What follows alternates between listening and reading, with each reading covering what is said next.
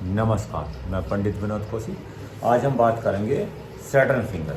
Saturn finger यानी हमारे हाथ की चार जो उंगलियां और एक अंगूठा होता है, तो जो हमारी सैटर्न फिंगर होती है, जिसे हम शनि की रेखा कहते हैं। आज इसके बारे में बात करेंगे। यदि इस रेखा पर निशान पाए जाते हैं तो उसका हमारे जीवन पर क्या प्रभाव पड़ता है। शनि की रेखा सब रेखाओं में सबसे अधिक लंबी होती है। इसका लंबा होना ही शुभ माना जाता है, और जो है ज़्यादा जो तिरछी ना होनी चाहिए। तिरछी होने से इसमें अवगुण ज़्यादा आ जाती है। अब हम बात करते हैं इस पर निशान की। यदि कोई शनि रेखा पर सैटर्न फिंगर में प्रथम पर्व से, मतलब थर्ड पर्व से सीधा फर्स्ट पर्व की ओर, यानी थर्ड तृतीय पर्व से प्रथम पर्व की ओर एक सीधा रेखा जाती है, तो ऐसी जो सीधा रेखा जिस इंसान के हाथ में भी ये रेखा पाई जाएगी, वो इंसान काफ़ी सफल इंसान होता है और काफ़ी लर्नेड पर्सन, विद्वान होता है। ऐसा इंसान जिस काम में भी हाथ डालता है उससे सफलता प्राप्त होती है और वो जो है काफ़ी वेल्थी और काफ़ी धन प्राप्त करता है। इसी प्रकार से यदि कुछ हमारी रेखा इससे मध्य सेकंड पर्व जो होता है, मध्य पर्व जो होता है, इससे ऊपर की तरफ जाने फर्स्ट पर्व की ओर चलती हैं, तो ऐसा इंसान जो रिस्क उठाने में बहुत माहिर होता है। जिस भी बिजनेस में रिस्क फैक्टर ज़्यादा होगा, ऐसा इंसान उस बिजनेस को जरूर करेगा और उसमें सफलता भी प्राप्त करेगा। सफलता प्राप्त करने के साथ साथ तो संपन्न भी काफ़ी हो जाएगा।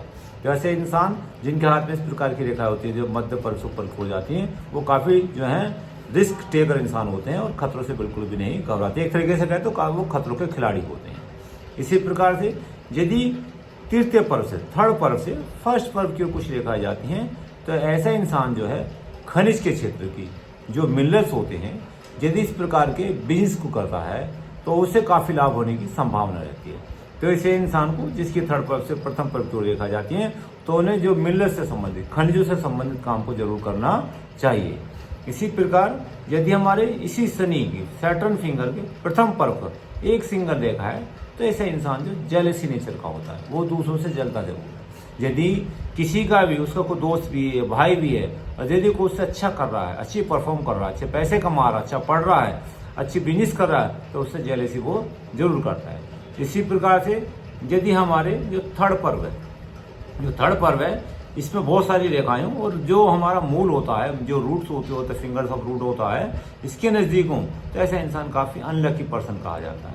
ऐसे इंसान को जो है असफलता को ज़्यादा सामना करना पड़ता है।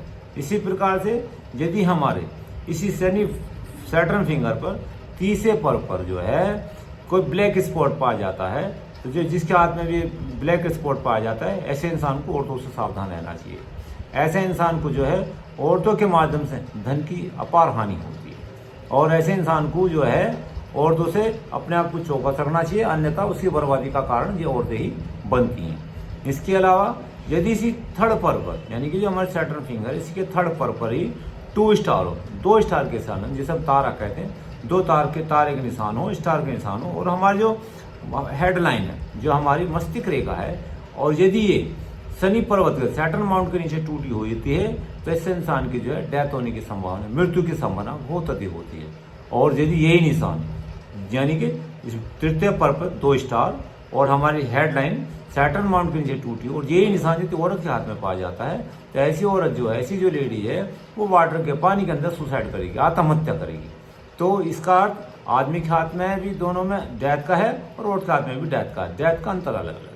यदि यही स्टार सिंगल स्टार हो, तो 2 स्टार के सिंगल स्टार हो और वो इंसान इसके थर्ड पर्व में हो, तृतीय पर्व में होता है, तो ऐसे इंसान की जो डेथ होगी, या तो वो पॉइजन के द्वारा मरेगा या हथियार के द्वारा उसकी मृत्यु होगी। तो सिंगल स्टार होने पर भी, यानी कि सैटर्न फिंगर पे यदि थर्ड पर्व पे स्टार का निशान है, तो ये इंसान के लिए खतरे की निशानी है। तो जिस भी इंसान के हाथ में ऐसे इंसान पाए जाते हैं, उन्हें बहुत ही सावधानी पूर्वक काम करना चाहिए और किसी अच्छे ज्योतिषाचार्य से अपना परामर्श कराना चाहिए।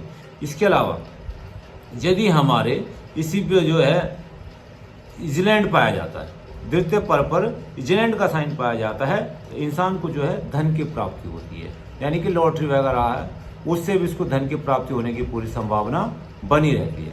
और यदि किसी इस इंसान की इस सैटर्न फिंगर के ऊपर प्रथम पर्व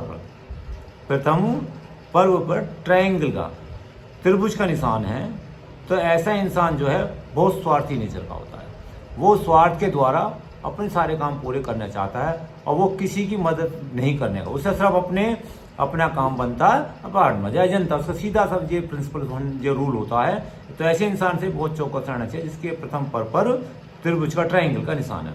और यदि यही ट्रायंगल का निशान हमारे सैटर्न फिंगर के थर्ड पर होता है तो ऐसा इंसान जो करेक्टर लेस माना जाएगा, इमोरल करेक्टर माना जाता है, उसका चरित्र जो है सही नहीं माना जाता है। तो इस प्रकार जो सैटर्न फिंगर पे यदि कोई भी साइन पाया जाता है तो उसका जो है अपने आप में बहुत ही बड़ा महत्व होता है। धन्यवाद।